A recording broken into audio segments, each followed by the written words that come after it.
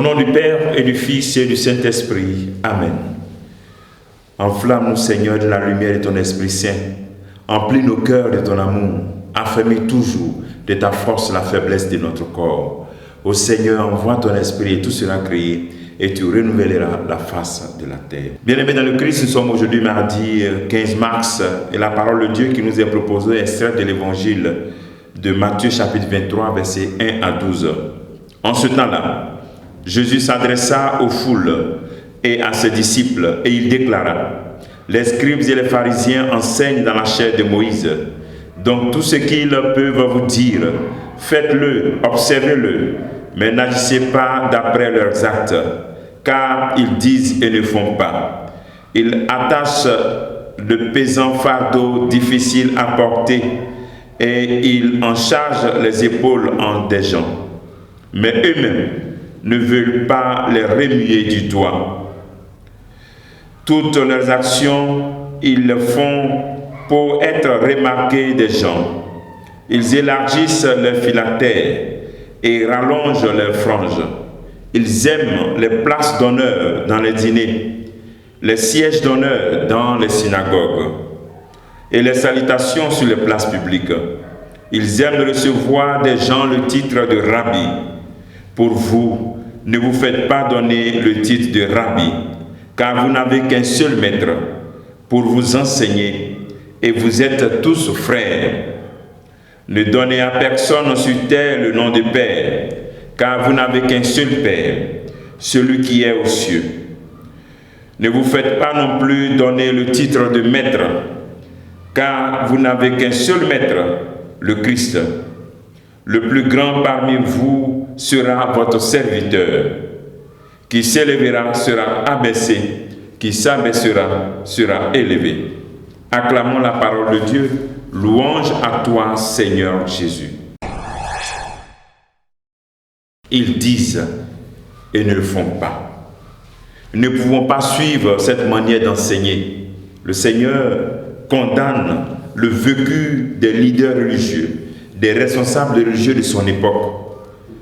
Le Christ condamne l'incohérence, le manque de sincérité de ses responsables, le manque de cohérence de ces religieux avec Dieu et avec le peuple. Le rêve fondamental de ces scribes et des pharisiens, c'est qu'ils disent et ils ne font pas, et qu'ils aiment les éloges, les grandes places, l'incohérence de leur vie. Voici l'erreur que le Christ condamne. On pourrait se demander, est-ce qu'il s'agit aussi ainsi aujourd'hui de nos leaders religieux d'aujourd'hui? Jésus s'adresse donc aujourd'hui à nous prêtres, aux évêques, à tous ceux qui occupent une responsabilité, à toi, père de famille, qui est un leader, un guide, à toi, chrétien, qui est lumière pour ceux qui sont dans l'obscurité, à rechercher vraiment la cohérence de vie, à rechercher, à faire des efforts pour qu'il y ait une cohérence entre ce que tu dis et ce que tu fais. Je ajoute les éléments pour identifier cette incohérence. Le premier élément, c'est qu'ils connaissent bien la loi, mais ne pratiquent pas. Étudiez bien. On connaît la parole de Dieu. On sait ce que Dieu nous dit de faire, de pardonner. Mais on ne le fait pas. Deuxième, cherchez les éloges des hommes.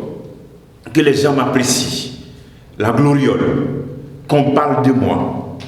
Voici une autre incohérence. Troisième, ils tiennent à ce qu'on les appelle maîtres. Ils veulent être des maîtres. Être au-dessus. Le pouvoir. Et quatrièmement, les privilèges. Voici les éléments, les indicateurs pour déterminer les éléments d'incohérence dans la vie des responsables, prêtres, religieux, évêques, responsables de famille chrétiennes. Dans la communauté chrétienne, selon la vision de Christ, cela ne doit pas être ici. Dans la communauté chrétienne, toutes les fonctions doivent être assumées dans le sens du service.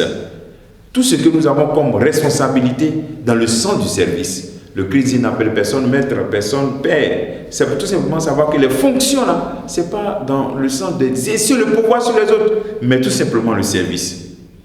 Alors, il n'interdit pas en réalité l'usage du titre maître, guide, père, parce que nous le faisons, nous avons des maîtres de conférences dans nos universités. Voilà, on peut dire ce titre, mais c'est que ces titres et ces fonctions ne doivent pas nous amener à écraser l'autre, mais surtout à les accomplir dans le sens du service, à la disposition fondamentale de Dieu.